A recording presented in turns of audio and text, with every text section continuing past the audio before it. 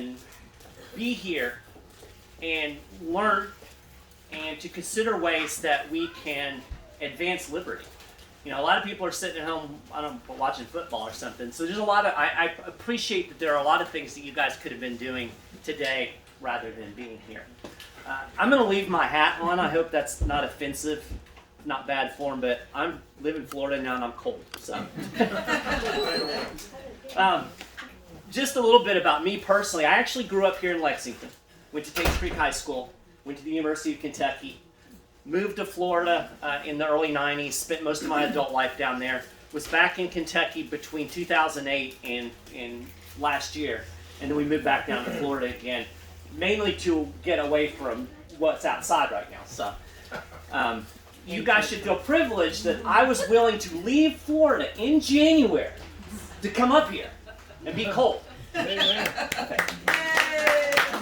We'll make you appreciate Florida again. That's right. So, I'm the National Communications Director for the 10th Amendment Center. Show of hands, how many people know what the 10th Amendment Center is? Okay, there's a fair number. How many of you have heard me speak before?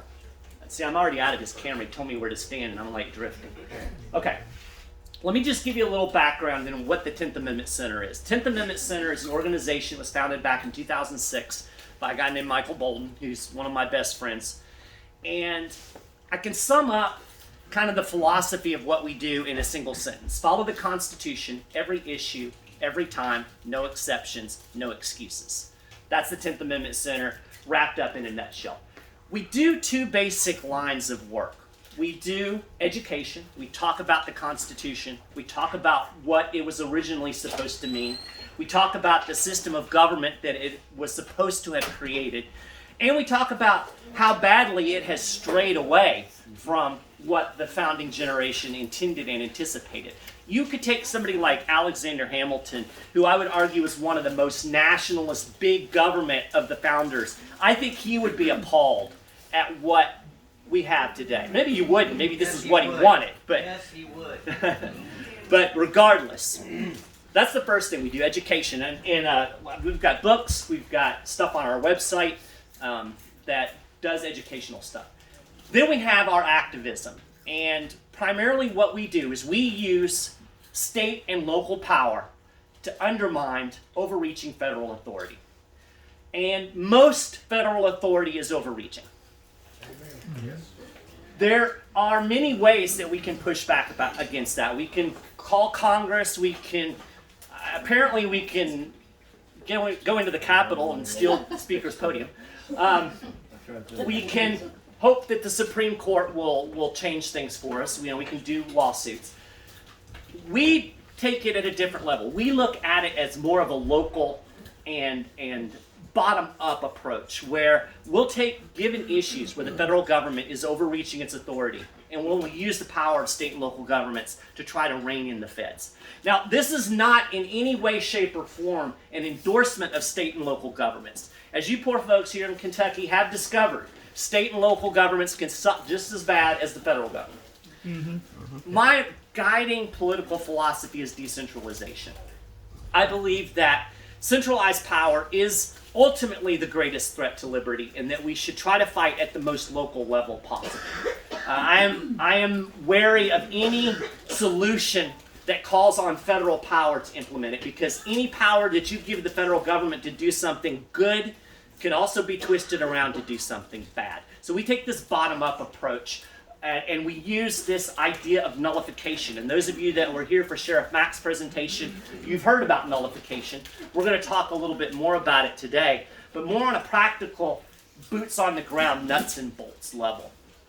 So, with that, I want to start with just a little bit of philosophy. I may cover some ground that Sheriff Mack has already covered to get started, just because I want to lay this foundation so that we're very clear of where we're going.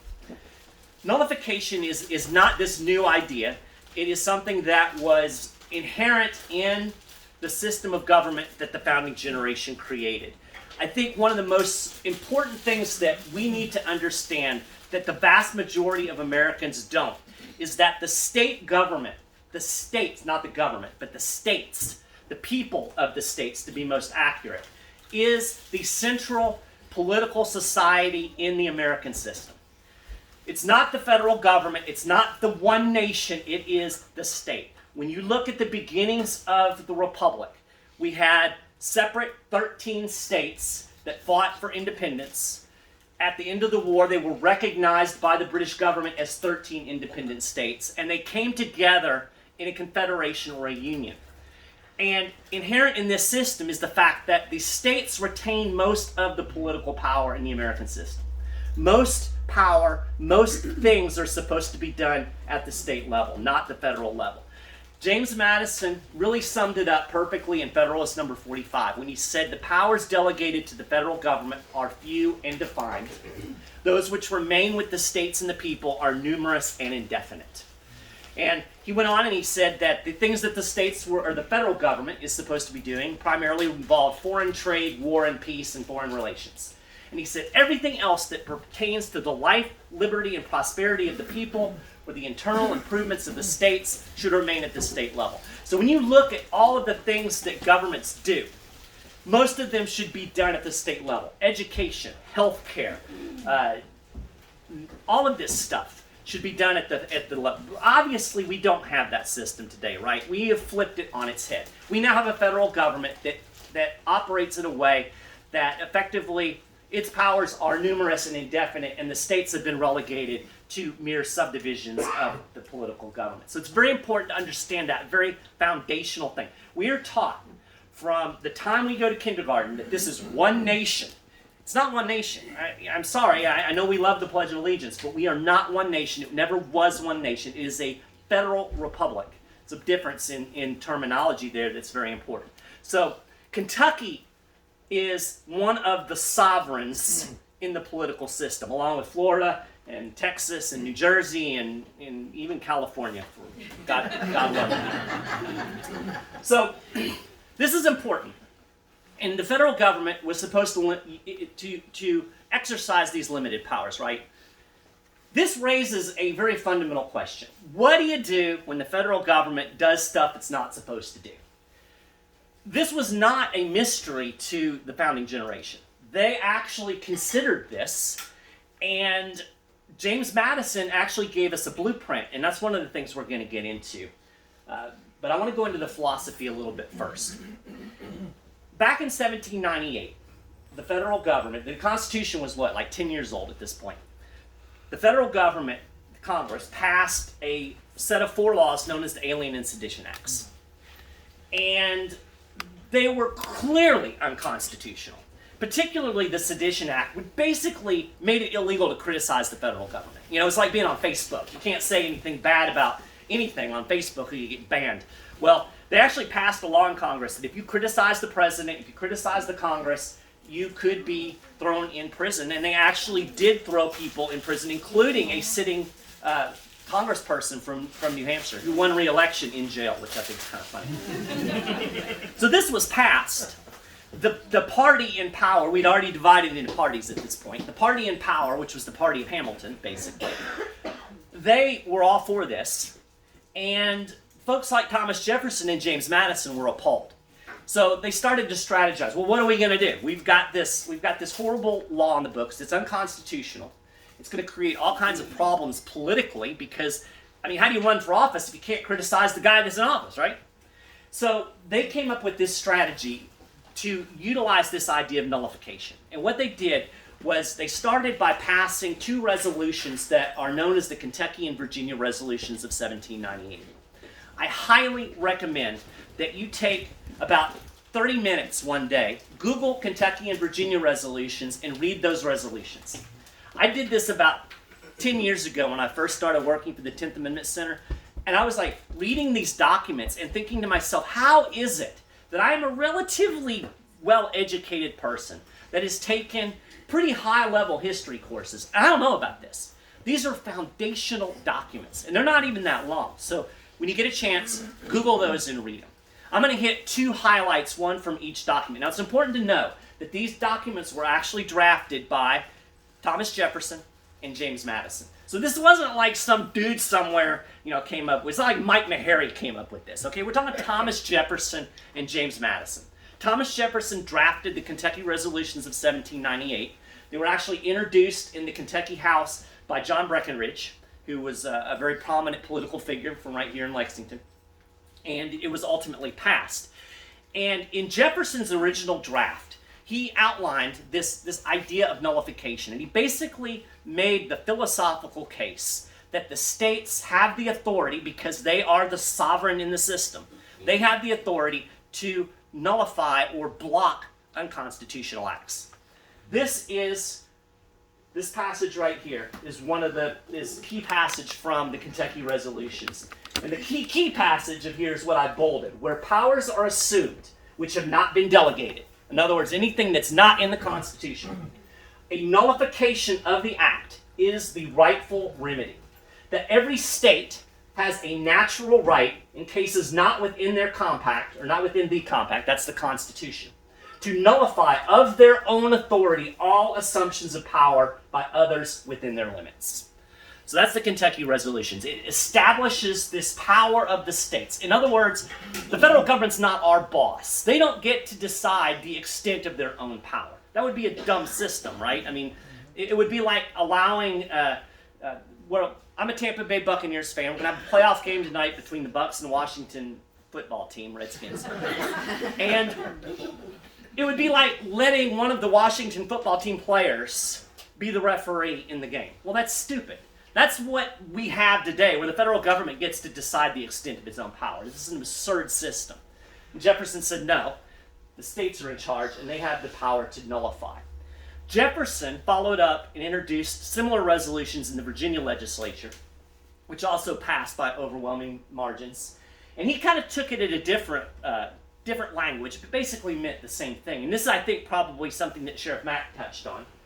Madison wrote, in cases of a deliberate, palpable, and dangerous exercise of other powers, not granted by the said compact, again the Constitution, the states who are parties thereto have the right, and not just the right, but are in duty bound to interpose for arresting the progress of the evil. I love the fact that he talked in terms of these overreaches of power are actually evil, because they are usurping, they are taking something that does not belong to them and using it against us. And so we have the right to do that, and the duty, and to maintain within their respective limits the authorities, rights, and liberties appertaining to them. So these are foundational principles. Now, the Kentucky and Virginia resolutions didn't actually nullify anything. And in fact, they never even really said what they meant by nullification. It's interesting to read the letters that James Madison and Thomas Jefferson sent back and forth during this time, because you kind of get an insight into their strategy. And Jefferson said after the Kentucky resolutions passes, we want to affirm these principles and then push as far as conditions will render necessary. And interestingly, Jefferson talked privately to Madison about even going as far as seceding if they couldn't undo this unconstitutional act. Now, it eventually became kind of a moot point because Jefferson was elected president, the law sunsetted, and it kind of went away. But these principles are key, and I really encourage everybody, again, to read the Kentucky and Virginia resolutions. I can give you a further reading assignment if you want to give me money. I've written a book called Our Last Hope, Rediscovering the Lost Path to Liberty. I wrote this about 8 or 9 years ago. But this is all of this in book form. If you really want to get into the philosophy, the structure of the government, the founding era quotes that back all of this up, it's in the book. Now, what is nullification?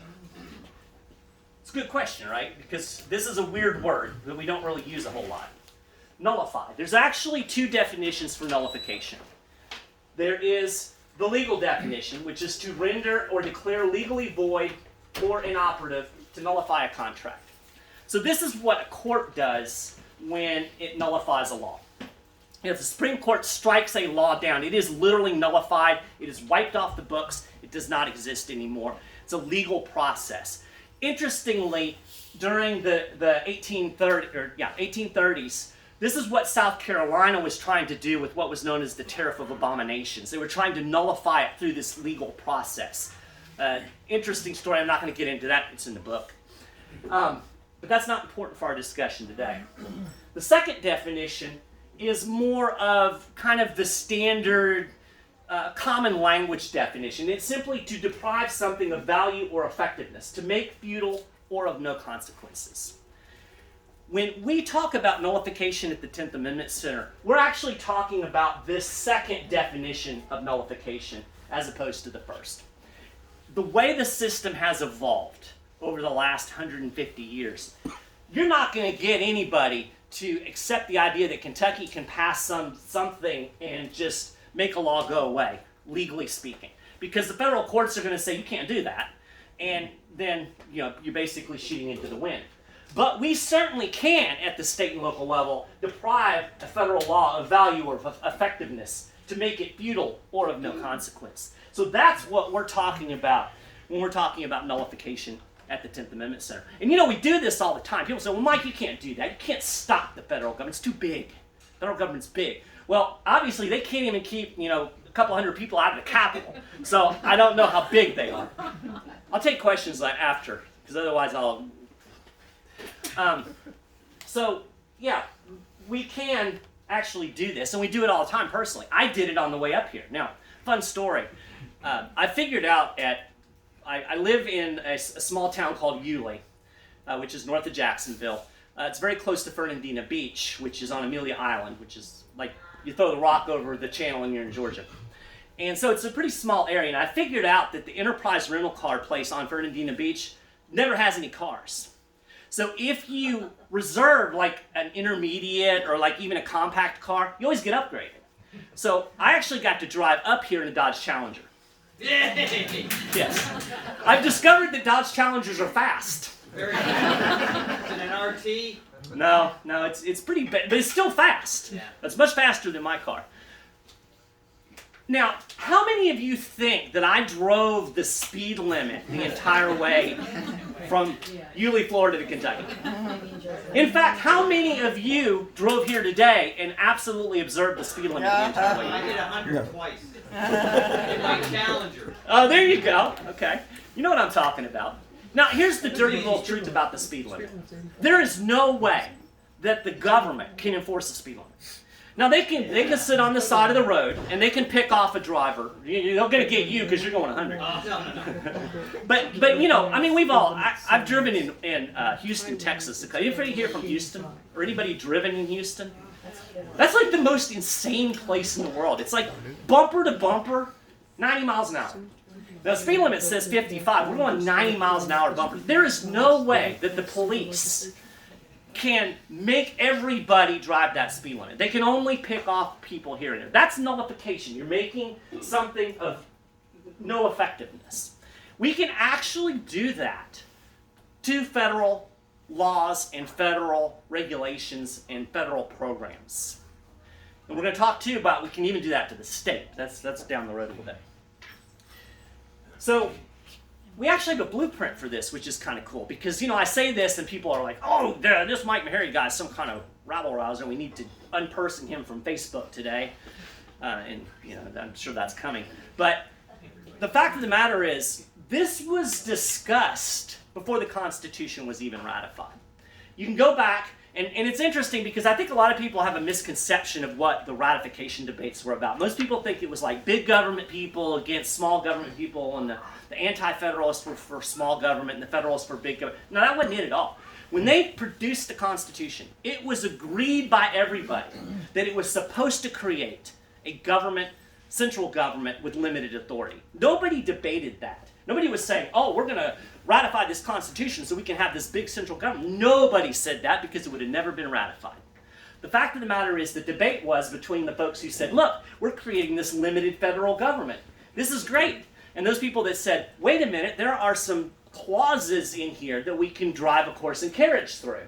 And we don't think it's actually going to keep the government limited. Now, we can tell who won that debate. Patrick Henry. You read Patrick Henry during the ratification debate, it's like reading prophecy.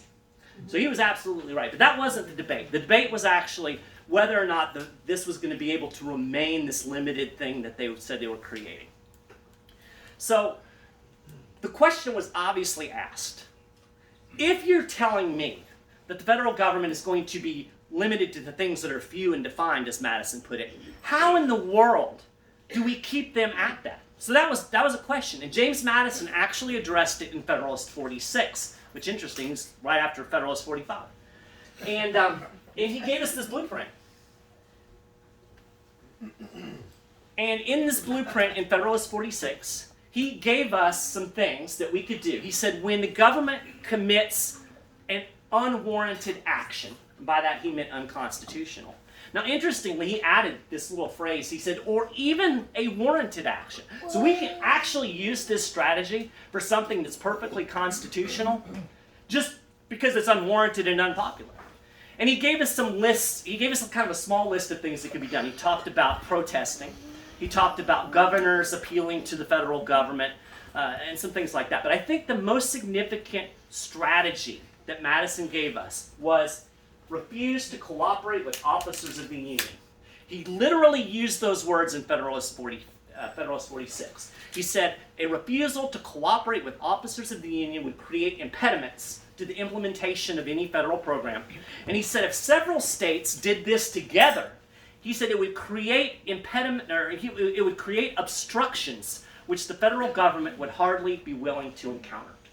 So we actually have nullification strategy from James Madison before the Constitution was ratified. So anybody that wants to argue about, well, that's not really what they meant in the Kentucky and Virginia areas. No, this was set in place long before. It's not this legal process. It's simply refuse to cooperate with officers of the Union. Just like I refuse to drive 55 miles an hour on the interstate, just like 36 states today have refused to enforce federal marijuana prohibition.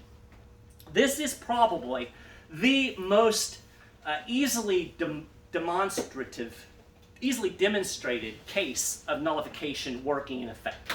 And I don't care what you might think about marijuana. And that's a whole different discussion. The fact of the matter is there is no constitutional authority for the federal government to engage in a drug war. That does not exist. And if you doubt me saying this, just think back to alcohol prohibition and think about what they did. They passed an amendment to authorize the federal government to enforce federal alcohol prohibition. Now, somewhere along the line between now and then, somebody just decided, we don't need to bother with changing the Constitution. We'll just pass a law. That's part of the problem that we have today. And that's part of what we need to learn how to block and stop when the government just says, well, we're going to do this because we want to. No, you don't have the authority. Now, when it comes to marijuana, 1996, California was the first state to legalize medical marijuana. And interestingly, it was not easily done from their perspective. A lot of people think, well, they just, they passed the law and it was no big deal. No. They sent 3 presidents, former and sitting presidents, to California to campaign against medical marijuana. After it was passed, the federal government aggressively tried to enforce federal marijuana law against the medical marijuana industry. A lot of people went to jail. A lot of people lost stuff. A lot of people sacrificed in order for this to begin moving forward. But then a strange thing happened. Some other states said, you know what, this isn't such a bad idea. And the more states that added on, the harder it got for the federal government to enforce their will. So, thank you to those folks, and if you care about medical marijuana, thank you to those folks in California who were willing to stand up on those principles and face the difficulties that they faced in the early days of that movement. But it obviously worked, because despite all of this enforcement effort, despite the Supreme Court coming along in Gonzalez versus Raich and saying, oh yes, absolutely, the federal government has the authority to regulate marijuana. Interestingly, there was one dissenting opinion in the Raich case. Does anybody know who the dissenter was? Thomas? No, Thomas. And interestingly, Thomas made a very poignant point. He said that if the federal government can regulate 6 plants in a woman's backyard, it is, in effect, all-powerful. There you go. But despite that, right after that Supreme Court case happened, more states legalized medical marijuana. And then the next thing you know, we had Colorado and Washington and Oregon legalizing recreational marijuana. And we now today, 36 states, so more than half the country, have legalized marijuana in some way, shape, or form, despite the fact that the federal government still insists that we have complete prohibition. Now, a lot of people will say, well, that's just because Obama was in office and Obama liked weed and he didn't really enforce it. Here's another fun fact. The first 4 years of the Obama administration, they spent more money on marijuana enforcement than Bush and Clinton combined. So it wasn't just that, oh, we're not going to do this. It was, we're going to try to crack down on this and, oh my gosh, this didn't work, so we're going to back off. That's the real story of the marijuana. And this reveals a dirty little secret that the federal government does not want you to know. And that's the fact that it depends on states and local governments to do virtually everything that it does. It does not enforce any law, nor does it implement any program without the cooperation of the state or local governments. That's why this is so powerful, a refusal to cooperate with officers of the union, because by golly, they need the cooperations with the state and local governments. You know, with marijuana, it's interesting. If you look at the statistics, a fun little thing happened when Colorado legalized recreationally. The federal government actually organized this big crackdown on some of the medical marijuana dispensaries. It was like, oh, we're going to show you. This was like 6 weeks before the recreational was supposed to go into law. It was obviously a show to let you know that we're still in charge here. And so they went in and they raided like 12 dispensaries, I believe. And it was, they made a big deal about it, as the federal government always does. Ooh, look what we did. And they spent all this money. Now, that sounds significant until you realize that in the city of Denver alone, at that point, there were 400 medical marijuana dispensaries. They shut down 12. That was their big show of force. It has been calculated that it would take the entire DEA budget for a year just to shut down all of the medical marijuana establishments in California, or in Los Angeles. And this was before they legalized recreation there. So the bottom line is, your 47 DEA agents can't enforce the law unless they've got the sheriffs, unless they've got your local cops. I mean, we all know this. We've all seen the raids on TV, and you have the one guy with his DEA jacket traipsing around, and you've got 47 local cops with him. Well, if the 47 local cops aren't there, the DEA guy's not going to be there either. He's not going to go in there by himself. He agrees. Is that right? So, I'm warm enough now to take the hat off. So, this is a dirty little secret. We can take this model and apply it to virtually anything. Federal gun control? How's the federal government going to enforce federal gun control if the state and local cops don't enforce it? They're not. And again, it's not saying that the feds can't do anything. I mean, we know that we saw the people in California in those early days, they sacrificed. We know that the feds could come in and bust people here and there, but they can't stop the overall momentum. And politics is such that governments don't like to look stupid. They do most of the time and don't realize it, but they don't like it. When they realize that they look stupid, they will generally back off of something. And this is exactly what's happened in marijuana. I guarantee you that they're going to probably, I won't guarantee it, I think they will probably deschedule marijuana within the next 5 or 10 years because they've already lost that war. We saw the same thing happen with, how many people are familiar with right to try? A couple of people. So right to try was a law. It was actually first passed in Arizona. It was the Goldwater Institute was the organization that really pushed this forward. And basically all it did was it created a pathway for folks who were terminally ill to use experimental drugs that had not been fully vetted and passed by the DEA, or not the DEA, the FDA. And so they started passing these laws, and it actually worked. The best example was in Texas. There was a doctor there, he was a cancer doctor, and he was doing an experimental treatment that was proving very effective on the same type of cancer that Jobs from Apple had, Steve Jobs, yeah. He had this form of cancer, so very deadly cancer, and he had about 75 patients that were on this experimental treatment. And it was proving very effectively, like all these people were still alive. And the FDA came along and said, oh, I'm sorry, your trial's done, you can't give this to them anymore. And really, literally a death sentence for some of these folks. And Texas had just passed their state right to try law. So the doctor went ahead and continued supplying this medication under that state law. And those people are able to continue that treatment. So it was a way to kind of bypass the FDA. A couple of years ago, I think it was 2018, By that point, I think there were 44 or 46 states that had passed right to try in some form. Kentucky has a right to try law. You know what the Trump administration did? They passed right to try, and they came in and said, we're going to make it easier for terminally ill patients. You didn't do squat. The states did that. The only reason you did it is because you wanted to get credit for it. So again, state and local governments, we can lead from the bottom. So I think this is a powerful thing. One more example, one that probably most of you in the room aren't going to like, but it's a reality: sanctuary cities. You guys don't hate sanctuary cities because they don't work. They absolutely work because the federal government needs state and local governments to help enforce immigration law. When they don't do it, and they don't have to, which is something we're going to get into in a minute, it doesn't get done. So this is the strategy that we used at the 10th Amendment Center: refuse to cooperate with officers of the Union.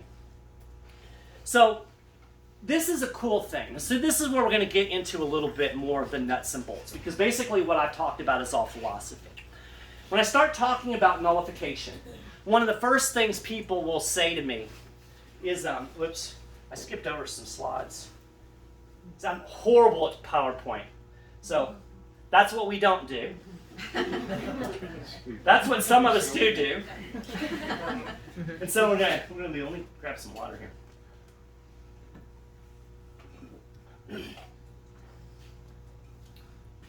So one of the objections that I'll get off the bat is that, well, you can't do that because the federal government is supreme. And I think Sheriff Mack talked about this morning. The fact that, no, the federal government is not supreme. It only has the authority to do what the Constitution delegates to it. It's not supreme just because it says we're going to do something. People always take the supremacy clause in the Constitution and they leave the most important words out. I ran into this for years when I first started working at the 10th Amendment Center, and the left was particularly aggressive against the idea of nullity. They liked it when Trump was in office, but when he was out, they didn't like it so much. And we would get that. Well, the federal government is supreme. The supremacy clause said all laws that the federal government passes are supreme. It doesn't say that. The supremacy clause says all the Constitution and all laws that are in pursuance thereof. They always leave in pursuance thereof out. Those are constitutional. But even James Madison said that if you pass a law, if Congress passes a law that is not in pursuance of the Constitution, it is null, void, and of no force. But the question then becomes, how do we make it null, void, and of no force? And I think, again, I didn't hear all of Sheriff Mack's because I was doing this stupid rental car thing, but that's a whole other different story that y'all don't need to hear. But I've heard Sheriff Mack speak before, and he talks about this idea that, no, the federal government is not supreme. And that we have a duty as not we, but folks that swear an oath to the Constitution, their duty is to the Constitution, not Congress. He talks about all that. But we live in a real world, right? We live in a real world where there's political realities. And the fact of the matter is, most people, if you go out in the street, will agree with the idea that the federal government is supreme and can do whatever it wants. Unless the Supreme Court strikes it down, which again, that gets us back to the Washington Redskins football team. Having him the referee the game tonight, which I would not be approved of. So people will say that. They'll say, no, you can't do this. Here's the fun part. This is what's important. And this is where you guys, a lot of you are pretty savvy. You're involved. You're politically active. This is important stuff that even a lot of people that are involved in political activism don't know. We have a very powerful tool that the Supreme Court has handed us that we can use in order to resist overreaching unconstitutional federal power. It's called the Anti-Commandeering Doctrine. Did Mac touch on this at all? No. Okay. Anti-Commandeering Doctrine, actually his case, Prince versus U.S., his case is actually part of the Anti-Commandeering Doctrine. In a nutshell, what the Anti-Commandeering Doctrine tells us is that the federal government cannot force a state or a local government to utilize its personnel or resources, i.e. money, to enforce a federal law or enact a federal program. This, ladies and gentlemen, is why Trump was never able to really do anything about the sanctuary cities, because there is no authority, and the Supreme Court has established this, there is no authority for the federal government to commandeer state and local resources in order to further a federal cause. Now, I don't have a question. Will you just say that one more time? Just what you said, the Anti-Commandeering Doctrine. Just actually, say did I put it that on here? part right there for me. I didn't say that. Okay. Anti-Commandeering Doctrine. The federal government cannot force a state or a local government to utilize its personnel or resources in order to enforce a federal law or implement a federal program. Most people don't know that. They just assume the federal government can make the states do whatever they want. Mike, they can take away funding. We're going to get into that too. So this is a powerful thing. And again, this is why sanctuary cities work. This is why the federal government never was legally able to do anything to stop marijuana legalization in states that wanted to, because they can't force state and local governments to enforce federal law. Now I'm going to go over the cases because I think it's important that you guys have this knowledge, and I actually have some of them on the screen, which will be helpful. There's actually 4 cases primarily that make up this anti-commandeering doctrine. The first one is Prigg versus Pennsylvania. As you can see, it goes all the way back to 1842. This was actually a fugitive slave case. In essence, a slave had escaped from Maryland into Pennsylvania. Pennsylvania did some things to try to make it more difficult for this slave to be sent back to Maryland. And so the case was basically, do the northern states have the authority to resist the Fugitive Slave Act in the Constitution? And basically, in this case, which was just of Joseph's story, probably a lot of people have heard of Joseph's story, not one of my favorite characters, but again, he's right here, so give him credit where credit is due. Basically, he said, yeah, the federal government has absolute authority to force slaves to go back to their quote-unquote owners. Anytime I say slave and owner, know there's air quotes around owner. So this was, this is in the Constitution. There's actually a fugitive slave clause in the Constitution. But Story built this little thing into this case, which actually empowered the states, which is kind of funny because he actually did this because he wanted to expand the power of the federal government, because he figured, hey, if I say the states don't have to help with this, then the federal government can get bigger, because he wanted the federal government to get bigger. He thought this is going to give more authority to the federal government. What it actually did was it gave more authority to the states. He wrote, the states cannot therefore be compelled to enforce them, fugitive slave laws, and it might well be deemed an unconstitutional exercise of power of interpretation to insist that the states are bound to provide means to carry into effect the duties of the national government, nowhere delegated or entrusted to them by the Constitution.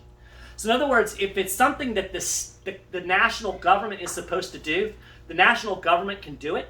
The states can help if they want to, but they cannot be compelled to carry out federal activities. So there you see the dynamic at play with these sanctuary cities. The federal government can enforce immigration laws, but they can't make the state and local governments do it because it's a federal role. So that's kind of the foundation of the anti-commandeering doctrine. Prigg versus Pennsylvania, again, it goes back all the way to 1842. So this is a very old doctrine that has been in place for a long time. But there's some other cases that go on top of that I think are important. The next one is New York versus United States. So you see, we fast forward to 1992. New York was actually a case in relating to nuclear, I almost sound like George Bush there, nuclear waste. And the federal government wanted to dump some nuclear waste in New York, and New York was not real keen on having nuclear waste in their backyard, so there was the lawsuit. And in this, again, we see this idea that the federal government cannot commandeer the states. And this was actually Sandra Day O'Connor who wrote this opinion. And she said, as an initial matter, Congress may not simply commandeer, she actually used that word, the legislative process of the states by directly compelling them to enact and enforce a federal regulatory program. She later went on and said, when Congress has substantial powers to govern the nation directly, including in areas of intimate concern to the states, the Constitution has never been understood to confer upon Congress the ability to require the states to govern according to Congress's instructions. And it's a beautiful thing.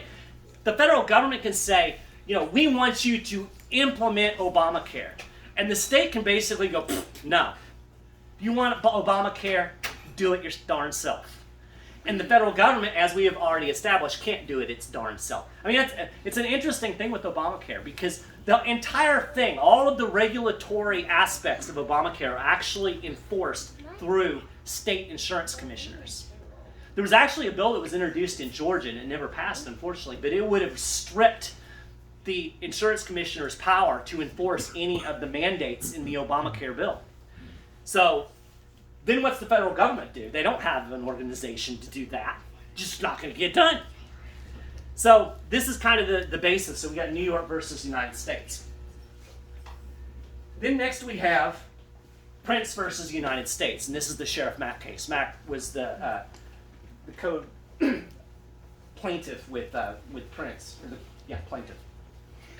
This, I think, is the cornerstone of the Anti-Commandeering Doctrine. And I'm actually going to read a rather lengthy passage because I think this is important to wrap your head around. This was actually written by Scalia. And he said, "We held that in New York, Congress cannot compel the states to enact or enforce a regulatory program." So he took that passage from what Sandra Day O'Connor wrote. He said, "Today, we hold that Congress cannot circumvent that prohibition by conscripting the state's officers directly. The federal government may neither issue directives requiring the states to address particular problems, nor command the state's officers or those of their political subdivisions to administer or enforce a federal regulatory program. It matters not whether the policy making involved is It matters not whether policy making is involved, and no case-by-case weighing of the burdens or benefits is necessary. Such commands are fundamentally incompatible with our constitutional system of dual sovereignty. Federal government cannot tell your local sheriff to enforce a federal gun registry. They got to do it themselves. State has absolute authority to say, we are not going to cooperate with anything they don't want to cooperate with. EPA regulations, FDA regulations, gun control, marijuana, whatever it is, the federal government cannot make the state do it, even if it's constitutional.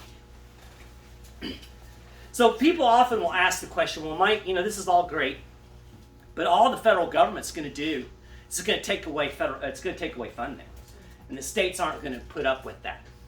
Here's the dirty little secret: they can't even take away the funding. This is actually enshrined in constitutional law as well, and this goes to good old independent business versus Sebelius, better known as the Obamacare case, which mostly is a complete disaster and a train wreck. But there is one part of Sebelius which is significant and beneficial to us. Part of the Obamacare program, it was the expansion of Medicare. That was dependent upon the states expanding Medicare. Now, they knew they couldn't make the states, they couldn't just say, you have to expand Medicare. So what they tried to do was they tried to say, well, if you don't expand Medicare, we're going to take away your current funding for Medicare, so you're not going to get any funding. So this was supposed to be kind of a billy club to force the states to do what was necessarily with Medicaid in order to run the Obamacare system. Kennedy wrote in this that the federal government couldn't do that. They could not use funding in a coercive way. They could not use it as a billy club to force the state to do its will. So even with federal funding, there are extreme limits to what the federal government can actually do to the states. Now, it's not absolute. So for instance, let's go back to the sanctuary city. That was the big threat. We're going to take away funding from the sanctuary cities. Now, you'll notice that funding never got taken away. This is because there was only a very limited chunk of funding that they could even mess with. They could take away funding relating to law enforcement that had connection with enforcing immigration laws. So that really makes sense, right? If you're going to not do something, if you're getting money to do something and you're not going to do that something, then obviously the federal government can say, okay, we can't have this money. So if the funding is related to the thing that is not being done, they could take that away. So let's say that a state decided that we're not going to enforce federal gun control.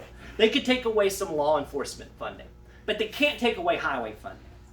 And it's questionable whether they can even use a large chunk of funding in order to coerce. And there's actually another case that I don't know the name of off the top of my head, but it was the drunk driving law. So back in the, I want to say it was the 1980s, when they decided that we needed to have every state have 21 and above, they actually tied that to highway funding because they couldn't pass the federal drinking law. So they tied it to state funding, and some folks sued, and they got all the way to the Supreme Court. And what they determined was that it was okay for them to do this because the amount of funding they were talking about was negligible. But if you read that case, it actually does say that if the funding level had been coercive, then they wouldn't have been able to do it. Now, they didn't really define what coercive was. I guess it's like pornography. You know it if you see it.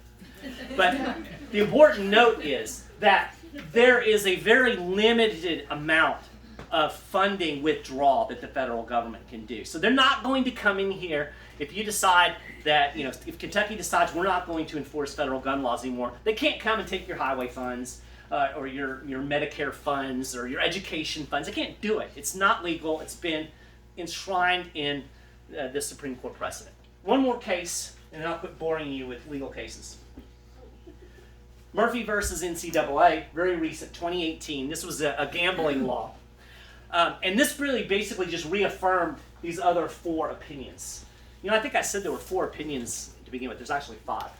So Murphy is relatively new. I used to say 4 all the time, so force the habit.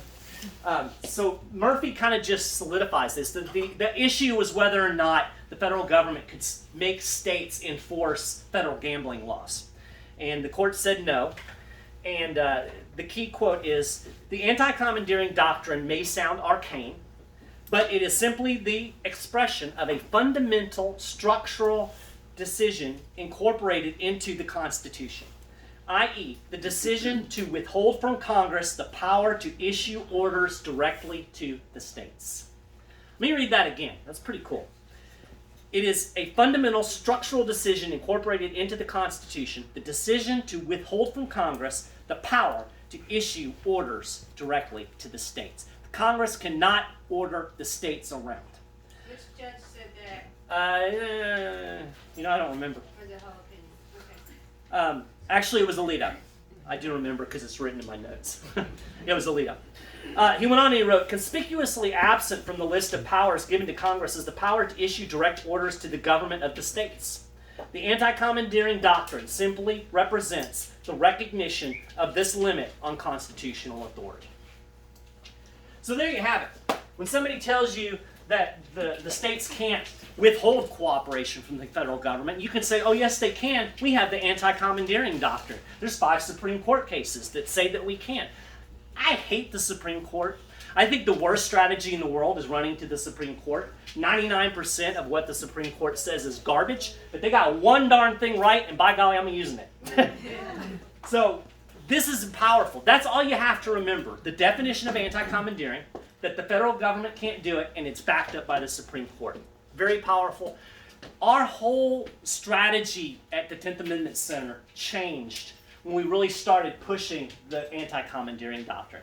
I spent about 3 or 4 years talking about the principles of 98 and the Kentucky and Virginia resolutions and all of those things. And every time a bill would get introduced in the state legislature, you'd have some know-it-all come along and say, well, the federal government's supreme, and all the lawyers would say, yes, and you can't do that. And you never even debate the issue. Now that we frame things in an anti-commandeering language, when we actually, so in these bills, what we do is we actually prohibit the state from doing certain things. So there's a bill that was introduced in Missouri. It's been introduced a couple of years. I think it might pass this year. It might have passed last year if it wasn't for the Rona. But it was close. This Missouri bill would prohibit the state of Missouri from enforcing any federal gun control, past, present, or future. Now, in the past, we would have tried to frame this in nullification, and we would have tried to explain it. Thomas Jefferson said, no, here's the problem. I love the history. Nobody gives a crap what Thomas Jefferson said. But they do give a crap what the Supreme Court says. So we're going to use this powerfully and to our advantage to find ways to undermine federal power at the state level. Sanctuary state. Gun sanctuary state. Second Amendment. Yeah, actually that's what we started calling because it bothers the lefties. All right, so that is your legal lesson for today. You guys are almost lawyers now. Well, now we just have to nullify occupational licensing and then we can be lawyers. Yeah, there you go. All right, so I want to go a little bit deeper into kind of the nuts and bolts strategy. This works beautifully in certain situations. This, like I said, this is why we have framed our nullification work in terms of anti-commandeering doctrine. Now, you will hear folks that will say, why not have your state police or your sheriffs arrest federal agents if they violate the Constitution?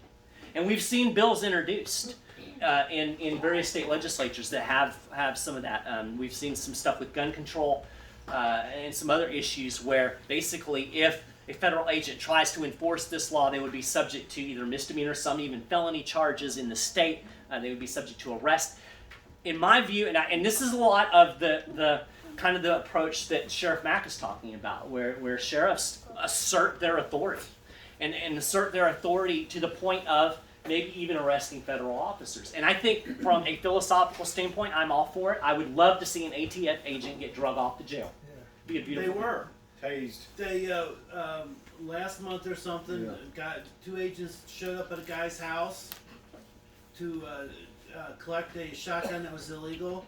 The guy calls 911. 911 calls two sheriff's deputies out. They arrest him and tase him and throw him in the back of the squad car.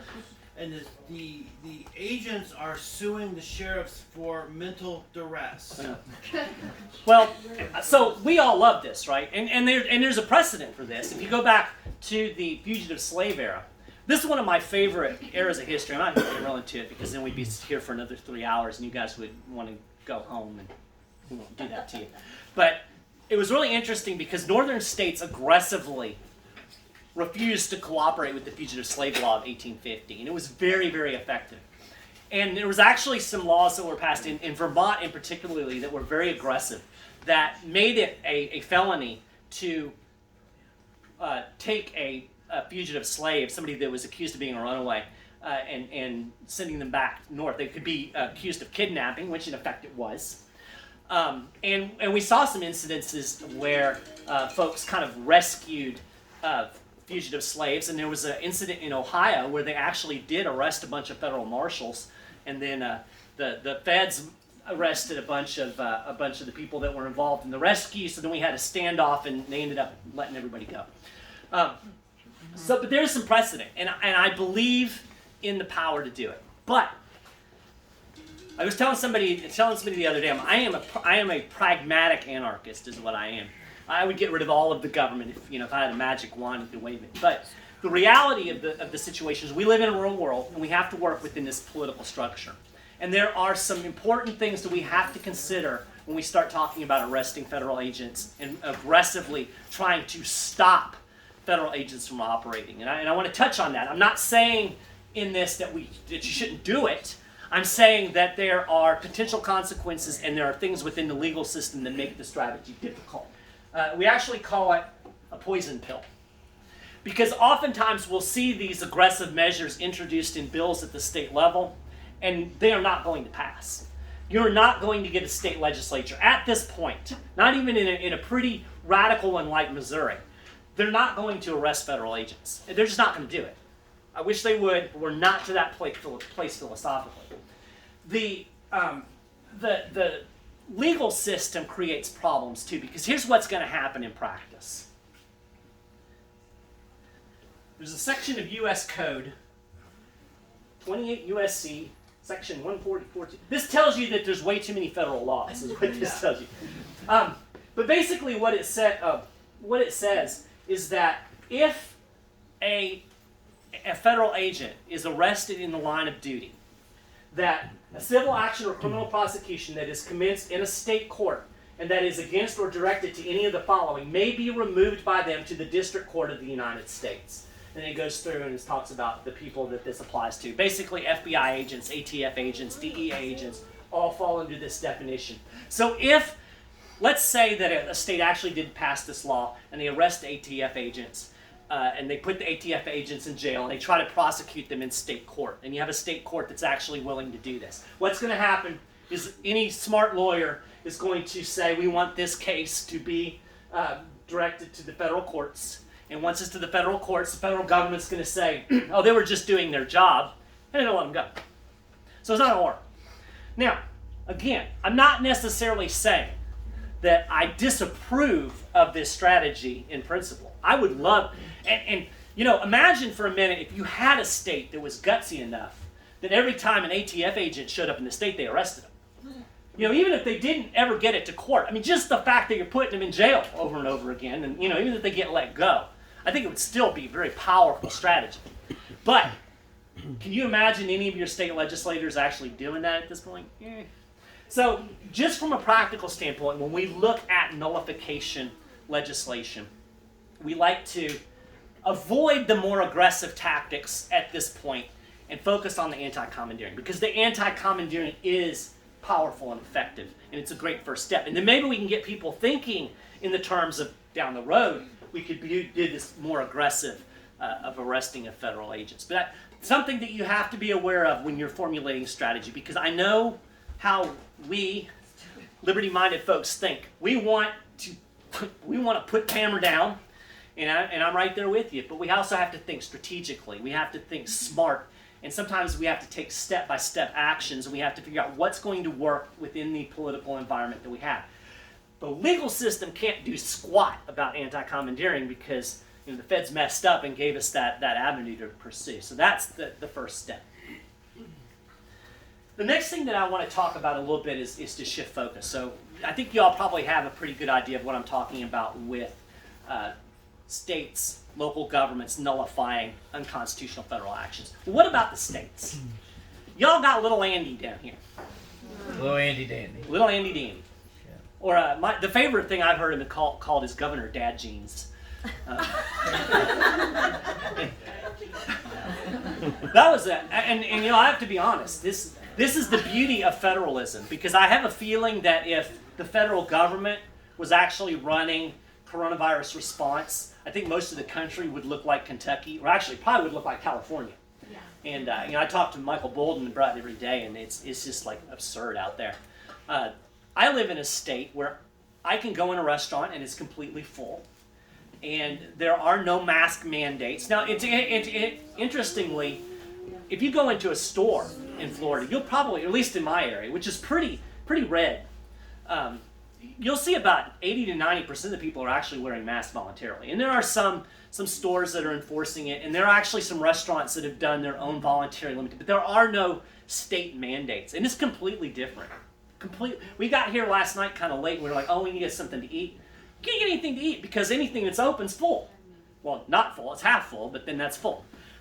So it's been nice being in a state that is relatively free. DeSantis has done a decent job as far as a governor goes. So that's the beauty of federalism. We don't get one-size-fits-all policies, but we still get little Andys, and we still get this garbage at the state level. So the question is, can we apply the idea of nullification from a local level to the state? Now, theoretically we can, but it's much more difficult.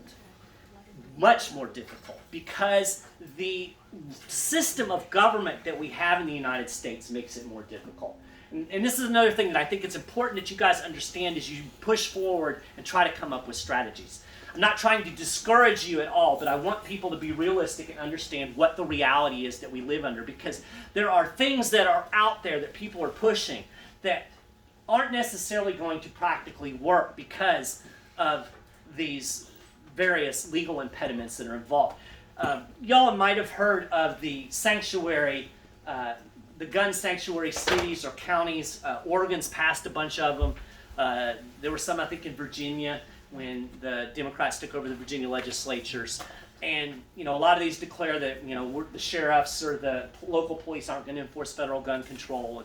And I think these are good ideas, but there's some practical problems. And the practical problems stem from the difference between the relationship between the federal government and the states and the states and the local governments. I'm just going to give you a real quick civics lesson that I think a lot of people don't really grasp. I talked about up front the fact that the federal government is subservient to the states. The states are the primary political society in the American system. The states are sovereign. Federal government can't boss the states around. We just went over 5 Supreme Court cases that lay this out. Okay? That's pretty clear. But the relationship between a county and a city and the state is completely different. Cities and counties are what are known as political subdivisions of the state. And unfortunately, in most states, Kentucky included, the state legislature has almost complete control over state and local governments. There is no anti-commandeering doctrine when it comes to the city of Lexington and its relationship with Frankfort. That means that the state can take a lot more aggressive action against a locality that's refusing to enforce a state law. In fact, up to the point that counties and cities actually exist at the will of the state legislature. The state legislature could actually erase Fayette County from the map. They could combine it with another county or just do away with it altogether.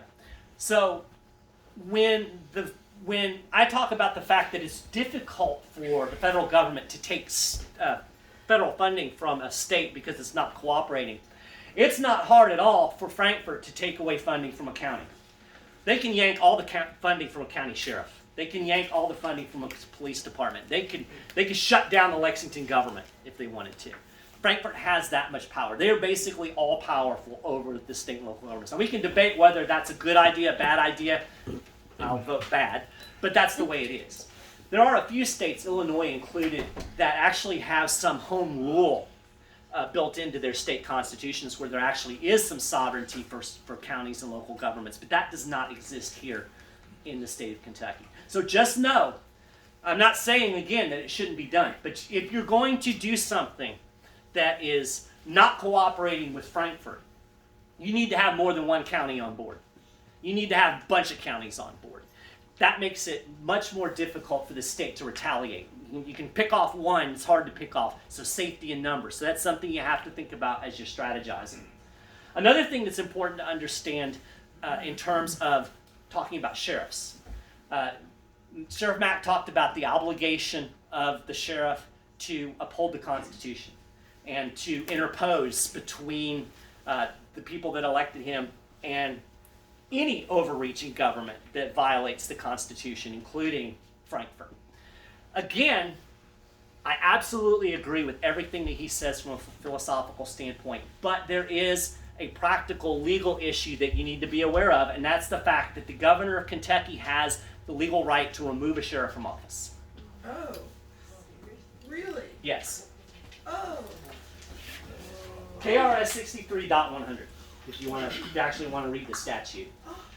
The Kentucky governor has the power to remove a peace officer from office for, quote, neglect of duty. Okay, so what the heck is neglect of duty? There's actually, if you go to KRS 63.090, that actually lists what certain things that are constituting neglect of duty. But neglect of duty actually includes the following things. It says it includes the following things listed, but does not exclude things not listed. So, So we can add. so basically, yes. So I tell you what, Kentucky has some jacked up statutes. Kentucky is considered the most corrupt state in the union. Yeah, if you want to talk about, if you want to talk later about something that's jacked up, let's talk about the open records laws in this state. That exist in such a way that people can get sued for making open records requests. But yeah, so the governor can basically make up things that are neglect of duty. But I think this clause would probably cover willful neglect in such forms of malfeasance or malfeasance as involve a failure in the performance of the duties required by law. So if we can concede, which we don't, but a lot of people do, that the governor has the authority to do this or that mandate, and the sheriff says, screw you, I'm not going to enforce this, it is possible that the governor could get a couple of witnesses and proceed to have that sheriff removed from office. So, sheriffs do this at their own risk. Now, again, I am not suggesting that sheriffs shouldn't do it, because I think it's their moral duty to do it. And if I was a sheriff, which I never would be because I could never get elected to office because I talk like this, but if I was a sheriff, I would do it and say, you know what, remove me from office. Because obviously, that sheriff was elected in that county because the people in that county believe in that person. I know that in a lot of, especially small or rural areas, there is a lot of respect and devotion for their sheriffs.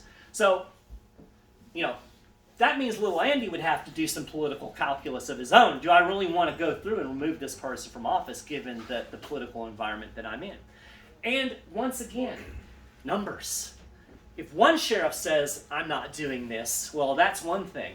If 60 sheriffs say, we're not enforcing this, that becomes a whole different ball of wax, because I don't see little Andy removing 60 sheriffs from office. So what does that mean? It means that we've got to push to get people together on board doing things like this together, particularly when we're talking about the state and local government, because there is recourse from Frankfurt. So, you know, again, very important to understand, very important for sheriffs to understand, very important to do the political calculus. Always political calculus. Did Sheriff Mack do his Rosa Parks? Yes. Yeah. I do Rosa Parks too. So I won't go into it, but I think that her lesson is extremely important because it's the power of no. That's what I call it, the power of no. You know, Rosa Parks sat on that bus and she didn't have any backing, you know. I mean, she did. We know that there was some political things that were going on, but in reality, she was her and the powers that be. And I love the fact that, you know, she resisted in a way that was extremely productive, because nobody could look at that situation and say, oh, she did this horrible thing. You know, I mean, we can debate whether or not people going into the Capitol was a good thing or a bad thing, that kind of protest. We could debate that. There's no debating that her simply refusing to get up out of the seat on her bus, that wasn't a righteous thing to do. And so that's the political calculus that we make. Again, a sheriff that's willing to say, you know what, I'm not enforcing this, whatever it is making a stand on a principle. It's really hard to say, well, you know, he's being violent or whatever garbage they came up with. Rosa Parks did not punch the bus driver in the face. She didn't resist arrest when the cops came. She didn't tear up the bus. She simply went to jail. And she paid a fine. And she lost her job. And she suffered consequences for her willingness to stand up for liberty. And I think there comes a point, and this is really, you know, maybe the focus of my message, that's not really very much fun. But at some point, we're going to have to be willing to take the fire and to stand up and say, where is that line in the sand that I'm not going to cross? And, you know, for me, there are certain things. It's interesting to watch people in the liberty movement, watch the strategies. You know, I know folks say, I'm not getting a driver's license. Okay, I get it. I think it's dumb, because why am I going to go to jail for that? That's not the hill I'm going to die on, you know. In fact, I'm you know, on masks. I get the reasons to not wear masks, but I wouldn't die on that hill either personally. Now, when you come to me and say you have to get a vaccine, that's a line in the sand for me. And you can haul my big butt into jail. I'm not going to have some weird chemical that I don't even know what it is injected into my body. So we have to be willing to figure out where are we willing to draw those lines in the sand. But I tell you what, liberty is not one clean and neat. And it's not going to be we're going to hold up some signs and people are going to go, oh, okay. It's going to take folks that are willing to, quite frankly, suffer loss. I mean, the guys that fought the American Revolution, you know, that wasn't an easy road to hoe, as the saying goes.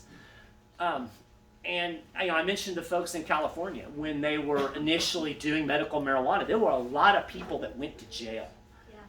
A lot of people that went to jail. A lot of people that lost all of their stuff. But you know what was wild about that? They would go in there and they would raid these medical marijuana dispensaries.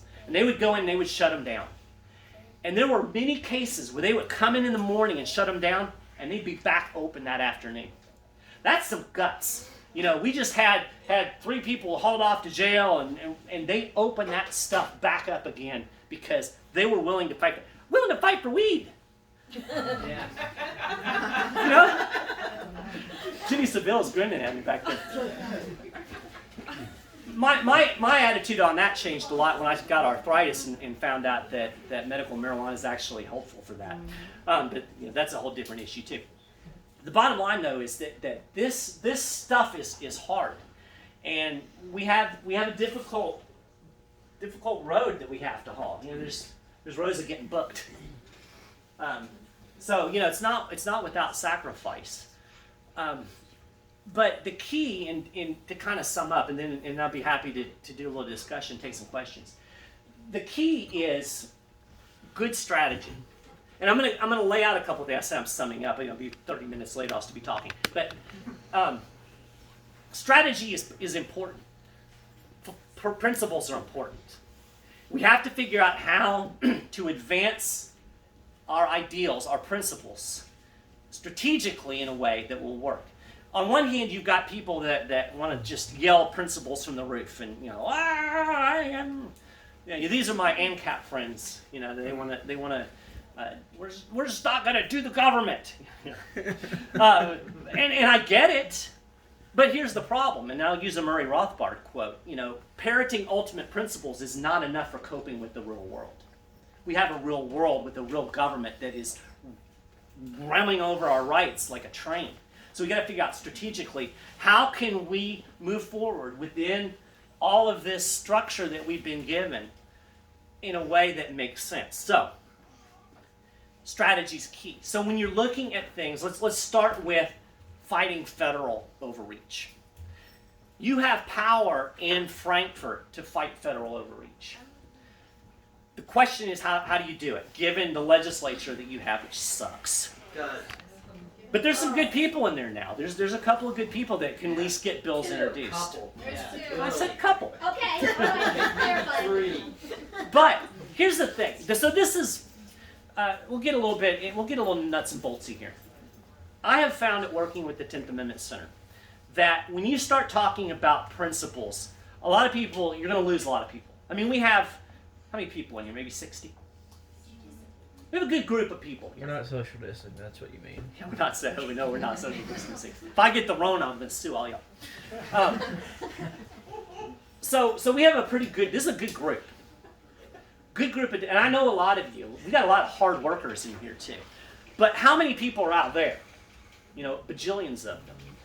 And if you start talking about nebulous things like liberty, you start talking about issues, then you're getting somewhere.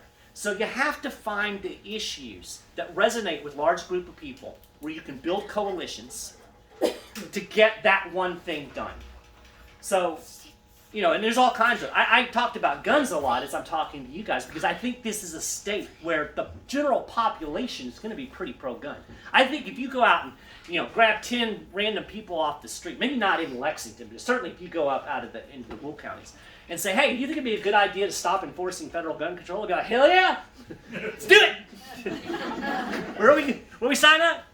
So that's a good issue in this state because you can bring political pressure on, you know, you've got the two good people, you can put political pressure on all the garbage, and you can get them to do things that they might not otherwise do.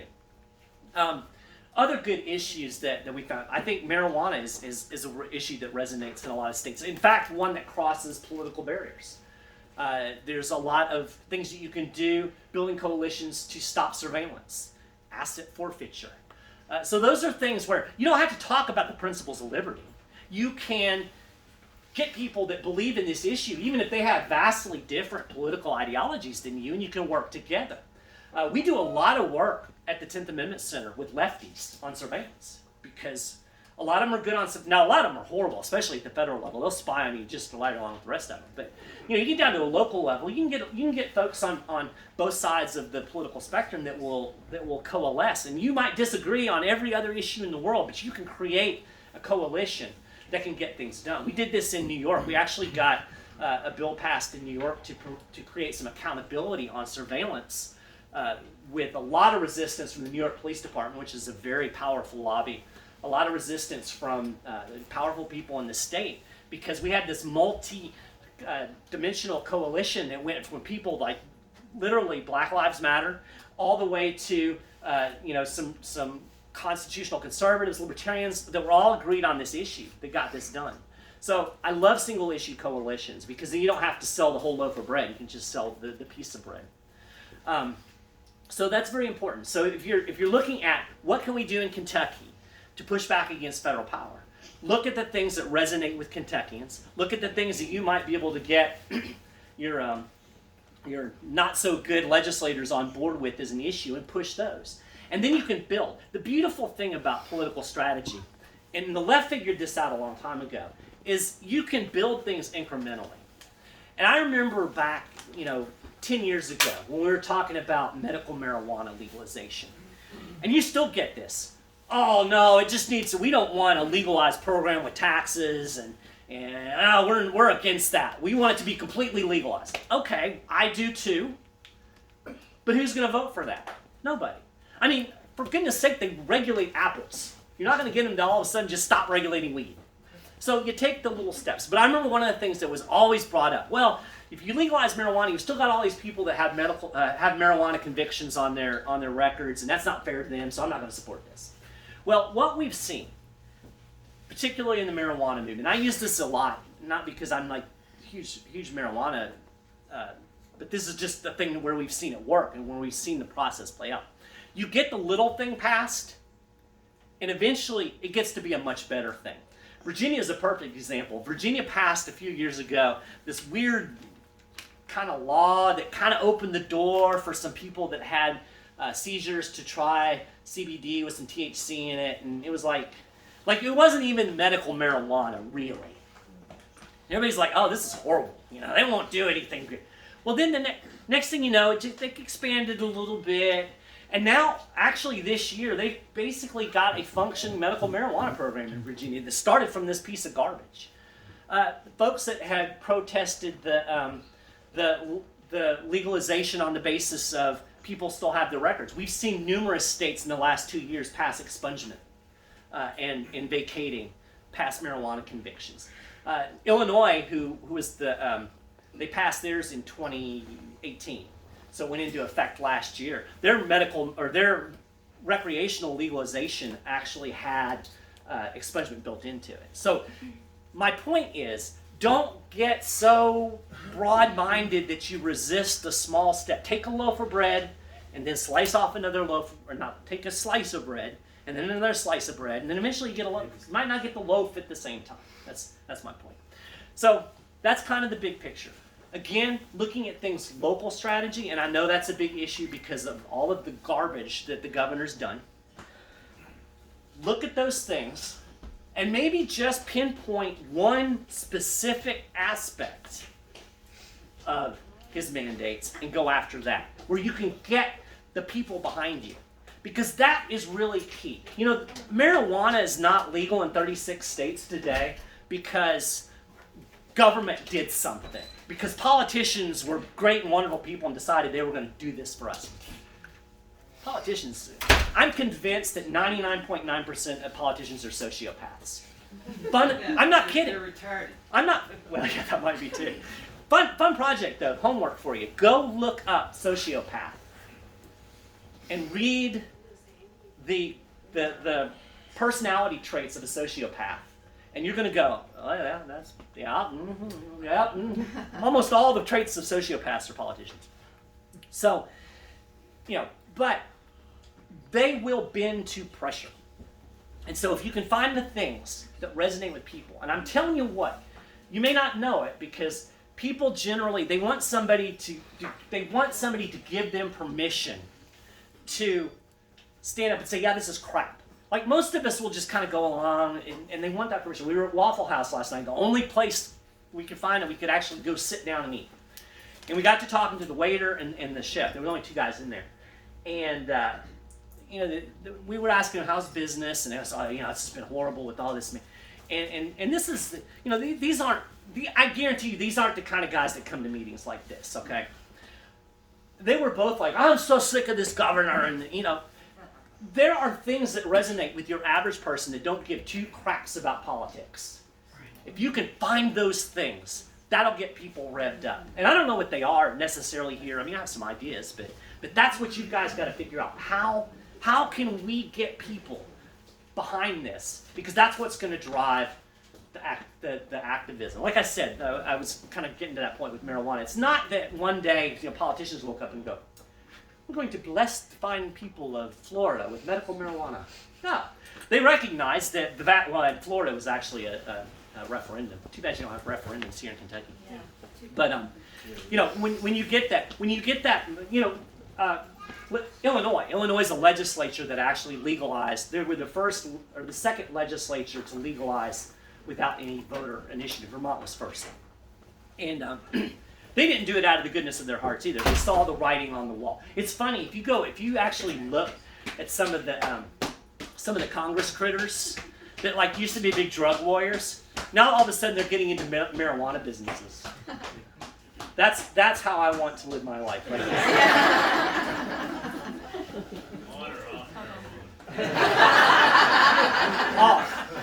I take very, I've never really been particularly buzzed with it, which is crazy.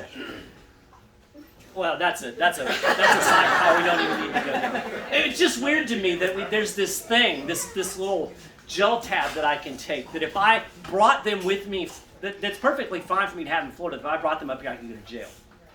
That does nothing. I can't even feel it. It's like 4 THC to 1 CBD. It's like, it puts me to sleep.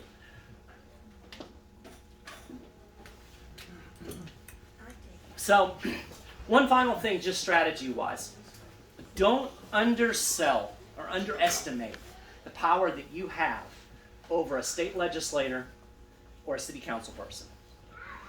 How many of you have ever called your congressman, like Andy Barr? Are you kidding me? How many of you feel like that calling Andy Barr or Mitch McConnell ever did any good?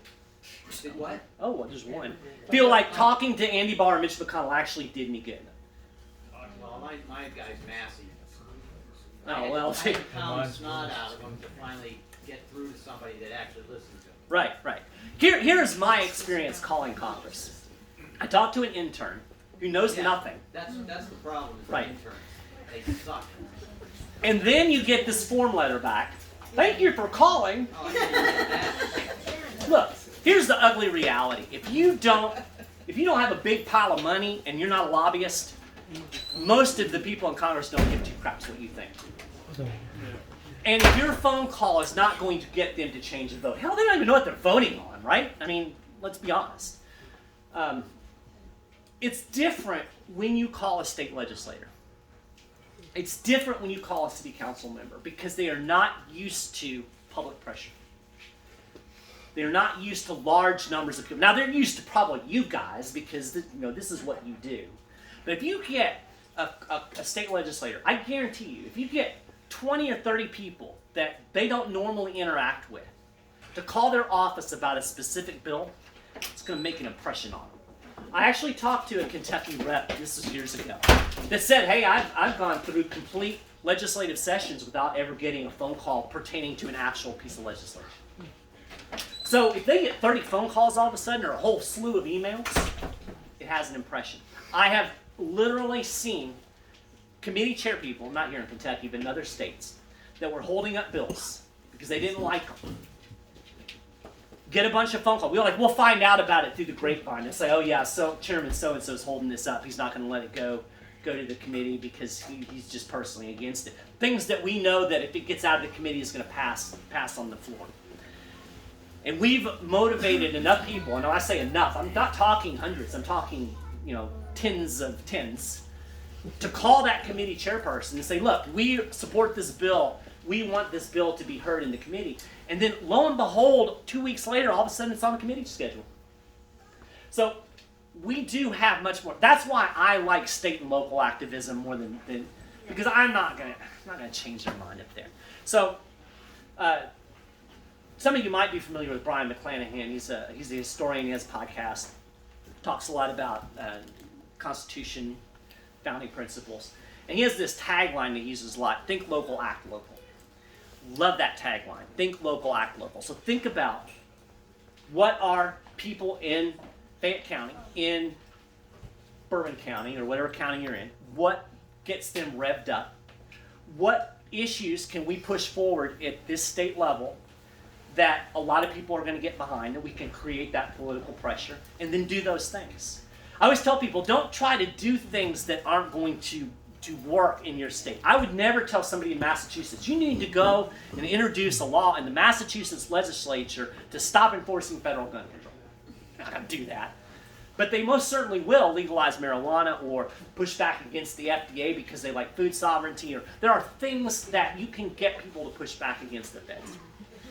But finally, like I said, the bottom line is it's really going to come down to us being willing to set an example and take those stands. And being willing to drive 65 in the 55-mile-an-hour speed zone. And recognize that we're taking a risk in doing it.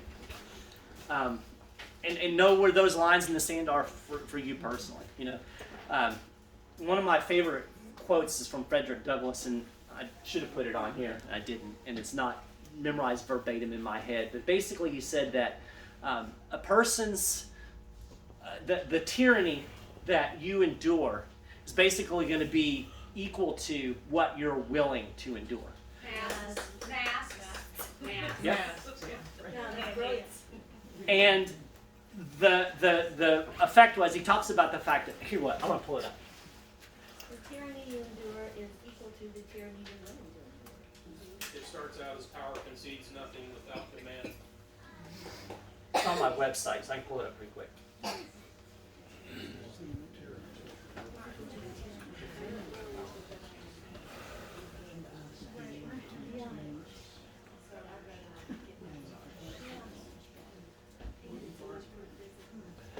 Find out just what the people will submit to, and you have found out the exact amount of injustice and wrong which will be imposed upon them. And these will continue until they are resisted with either words or blows or with both. The limits of tyrants are prescribed by the endurance of those whom they oppress. Powerful quote. So I'll leave that with you guys. I'll be happy to take questions as best I can. My brain's now fried, but I will just real quick thank everybody. I do have books for sale, $20 for each, $30 for both. This other one, I don't think I held this one up. Constitution Owner's Manual goes through all of the provisions, not all of them, but a lot of the important ones. General welfare, supremacy, all of those things, explains what they were intended to mean. It's a great way to understand what the Constitution actually means and says in kind of layman's terms. So I have that. I'll start with you and just work back. Okay. What have you found to be the percentage of population of like a county or a state that you have to have in order to on board with whatever the small thing is that you start with in order to affect that change and with your legislatures? And also, how do you, especially given what's happened over the last 48 hours with Twitter and Facebook. And Yeah, I'm not real savvy on all that. I've heard a little bit, but yeah, well, they're I do know enough that I told my wife it might be a good time to invest in an actual printing press and start gathering and that's mailing my lists. question.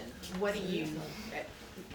I mean, I have media do you use to bring out everybody together? Because the way I heard about this literally is a picture of a flyer from a friend of mine who texted it to me yesterday. Yeah, I think that's key. I think to me, okay, so there's two parts to this question. If you can't hear, first question was, what percentage of people do you need to affect change? I don't know the answer to that question. I don't know that I can put a number on it. It's not a lot. Like I said, when you're talking about a state legislature or a city council, I mean, I've seen as few as 30 or 40 people to make that difference. But they need to be vocal. They need to be constituents of that individual. So it needs to be targeted, in that region, and it needs to be focused on that given issue. The other question was, how do we deal with communicating with each other in this nutty time when people are getting deplatformed and whatnot? I think for the most part, I think emails are safe. I know the folks here. I'm on the email list here. It's fantastic as far as getting information in your email box. It's hard. They're not shutting down email servers yet. But then I would really seriously think about, and I just started thinking about this last night, but actually, they ran the Revolutionary War with newspapers that were printed off on a printing press and basically sent through the mail or handed out person to person. So, you might have to go back old school. And that's exactly what our group is doing, is gathering so that we can keep informed and unite on common principles, on common issues. I get more information. I'm in Florida, but I get more information from you guys. I mean, just great pieces of things that are going on, and it comes right to my email box. And again, most people aren't going to have to worry about having their email deplatformed, probably. I say probably, but. And I'll be honest, I've never had an issue with Facebook. I don't know why. Maybe I'm too nice. And I haven't talked much about coronavirus. I know coronavirus is one of the things that they're really cracking down on. But I have my own website. I think that at some point they may go after hosting services, but there are more options when you get outside of social media, when you start talking about websites and hosting, and there's things like BitChute, and there's communications like Signal. So there are things out there that we can do that are kind of outside of the Google, Apple, Facebook, Twitter. Parler. I've heard Parler's about to have problems too, though. But It's dead. The app may be gone, but you can still get there from the browser. right. And I've been using The this. thing So about the app is it's not on, you just can't get it from Google. right. Or Apple. Right. But good question. And these are things that you got to think about locally. I really think that it's going to become more and more important for us to network in our local communities and have, we're talking about having meetings, weekly meetings, getting together. I don't think we're quite to the point where they're going to send the thugs in with boots to break up the meetings. We're not that yet. Last night, first of all, I have a clipboard, so I want to sign everybody up for the email list. And last night, a friend of mine, he posted on Facebook about the Nancy Pelosi's laptop, and 2 FBI guys came to his door in Berea. What? Wow. Well, he's stupid for putting it on Facebook. A lot of people did. Yeah. What did he say? Yeah, I wouldn't do He it. just shared the information that Nancy Pelosi's laptop was stolen. I knew that. I know. We're all freaking sharing So it. what's all of it? Does anybody else have any questions specifically? Yeah, let's everybody, we're gonna have one conversation in this The room again 33,000 to remind emails. you, and I would like everybody to raise their hand, and you will call on them. Unless you're Sally O'Boyle. Thank you. RFID chip. Our Governor Bevin said he wasn't gonna do it, but through the federal government and through the airlines, they got through the airlines, and the excuse was he didn't want Kentuckians to be excluded. Oh, you're talking about Real ID. Real ID. Yeah, that's a disaster. It's interesting. There was such opposition to that, and then they just folded because everybody was afraid that the federal government was going to let them fly. And that's another one of the examples where, anybody with any, what's need to say, okay, shut down Kentucky from flying. But nobody will do that. I don't know what the answer is to wimpy politicians. I mean, that's where you get into electoral politics. And I'm not good at electoral politics. I can't really talk about it, but that's where you have to get some people with some spines. You can need more than 2. Yes, we want to. Yes, sir. Yes, concerning communications, Dave and I are both involved in amateur radio. Mm-hmm. They can't keep you from getting on the air with amateur radio. They can't keep you from communicating. You can talk all the way around the earth on ham bands, and he'll let you know about the local providers. Well, another, and I'm with him, another issue that they do is they use listservs. It's the old bulletin boards. Right. From back when. Well, and see, so I'll give you a job. You guys need to start coordinating that in this local area. Yeah. I'm good at handing out work, I'll warn you. Where do we get a ham radio? They're inexpensive. Just all kinds of. We'll As soon send as out they're done, something as in soon as the they're email. done, let's. All right, so that's a good so thing. I got a question up here in the front. So you talked about think local, act local. The most local is the individual, and I've really been thinking about trying to get very creative about what's the level of nullification that you can do at the individual level that pays off at the individual level. What can you do? And to me, the great example that's got me thinking even more is the Brood. I don't know if he's here today, but Brood, refused to shut down. They said shut down anyway. They brought a food truck in outside and they opened it. They found some way to open, and they got so much attention that they, at an individual level, they resisted and made it pay off monetarily and every other way for themselves. Yeah. To me, that's the magic, the secret sauce of resistance, that you don't have to be a collective to oppose collectivism. You've got to find individual ways of opposing collectivism. Yeah. I can't add anything to that. I absolutely agree. I Then think any you good can't hear. ideas? I can't hear. If you couldn't hear in the back, he's talking about individual action. What can we do from an individual level that can basically push back and create things? Well, I mean, I mentioned the fact that I did an open records request and ended up getting sued, and Here in Kentucky. here in Lexington. Yeah. How can you get sued for that? We have a That's state it. senator that got elected this year, and that's one of the reasons that she ran and got elected is because of the open records request issues that she encountered trying to get some things done before she ran. Yeah. But Lexington is I mean, it's a prime example. I mean, all I did was do an open records request, and then it's part of the process in Kentucky open records law. It's a stupid process, but I mean, I don't want to get into all of that. But bottom line is, I ended up getting in a lawsuit, and by being on a lawsuit, I got on the radio, I got in the newspapers, There I got you on go. TV stations. I was going to say, you got to make it pay off for you personally, so you find the right person who needs that attention, not the kind of person who doesn't want that attention. Right, and the right issue. I mean, surveillance. issue. It was a surveillance issue, and surveillance is something that plays pretty well in public. So, yeah, I mean, I can't think of anything specifically Yeah. off the top of my head other than But that's a than great that one. example.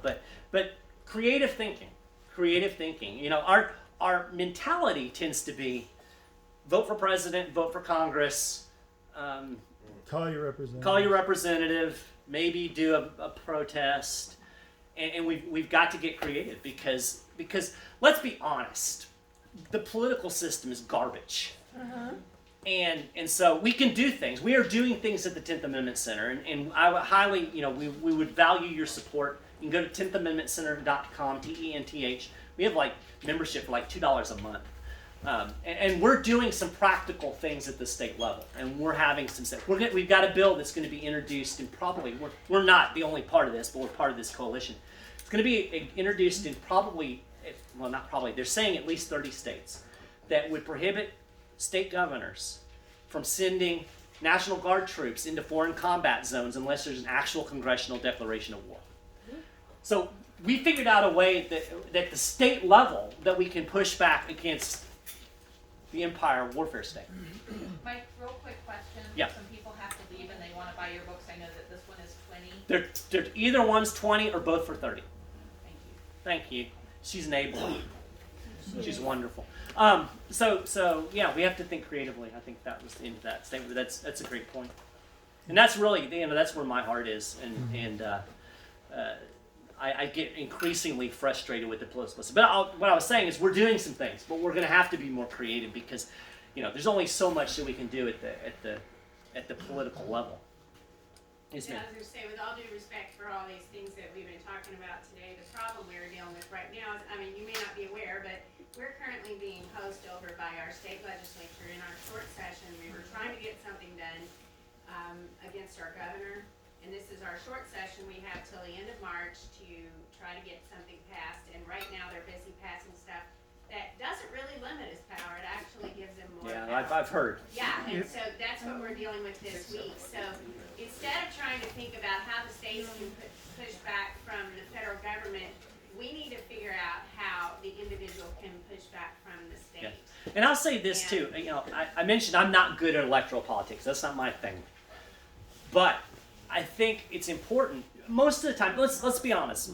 The vast majority of people, when they think politics, every presidential election is the most important election of our lifetime, right? Your governor has far more control over your life than anybody in Our Congress. governor stole the election, so there you go. Well, not surprising. Your state representative has more control over your life than your city council member has more. Nobody pays attention to any of that stuff. So I would suggest that if you can mobilize folks, and it's an education process, it's a huge education process, to get people to focus on those races, on local and state races, and get some of the, it's easier to clean, again, you know, a congressman, how many people does a congressman represent now? It's like this absurd number of people. 750,000. Yeah, 750, 800,000 people. Your state representative is a relative handful. You could conceivably run for state representative and knock on every door in a district. You could do it. It could be done. You know, with a handful of volunteers. In fact, I know people that have won local elections by doing just that. That had no name recognition. All they just went banged on everybody's doors. Hey, I'm running for this. So, you know, again, it's trying to kind of refocus instead of worrying about Andy Barr and them, and let's worry about Bashir and your state rep and. I have great disdain for the city council here in Lexington too. So if you want to clean that house too, that would be great. I just want to toot Mappa's horn one more time, but that's exactly what we're doing. We have this meeting here every Thursday, but I'm going to start one in Bath County. And what we need to do is start one in our towns. You know, come here and learn how, but start one in our own town so that we can mobilize there. Do you know what other towns currently have one, or just those two? I don't know what other towns have one, but you could start one. You could start one in your town. I mean, that's what we're doing. Yeah. I hear you. Yeah. All right. Well, I'm going to close it out because I'm tired. I'm going to have to drive up to somewhere. Real quick, I want to thank Mike for coming, and that was great. The purpose of this today was to get this message out about how we the people. I don't really like to use that all the time, but how we the people. We own this country, you know, this is ours, and we can take it back if we wake up and realize what the founders really gave us when they set it up the way they did. Now, you're gonna see candidates, and I ask you to pay attention to your local politics. You know, people was waving Trump flags and all this stuff this year, and in Kentucky, none of that changed anything. He was always going to win Kentucky. You know, when he got elected in 2016, he already won 2020. Kentucky votes. So, but we passed Marcy's Law, which is ridiculous and horrible. But nobody was paying attention to what was going on here in Kentucky because they were obsessed with, you know, federal politics, which shouldn't matter. So, please pay attention to your local races and things. And we're going to be, I'm a District 2 chair of the Libertarian Party of Kentucky, and you know, there's some Liberty Republican people we work with and different ones. But you're going to see, I'll say it like that, you're going to see Liberty people running on nullification things, platform. You're going to see people running on these nullification principles that we talked about today. And, you know, please pay attention, support them. It's not popular. The big establishment party people are not going to support those candidates as well. And they're going to need grassroots support from the people. So, you know, please keep that in mind as we go along. That we want to push this nullification stuff. We don't want to end up, you know, Kentucky is ranked top 3 most corrupt state governments in the nation. You know, and right now we're at a 3/4 Republican supermajority. So it's fair to say that we are chock full of corrupt Republicans in Kentucky. So you're just going to brag on your Republicans. You know, we can't blame anything that happens in this year on the Democrats. Sorry. I want to give a little pitch for the grassroots support. Adrienne Southworth, who a lot of you guys know, she's a conservative Republican and she's a Liberty woman, and she just won a state Senate seat that has 7 districts in it, and she's awesome because she knows how to write bills, and she punches way above her weight.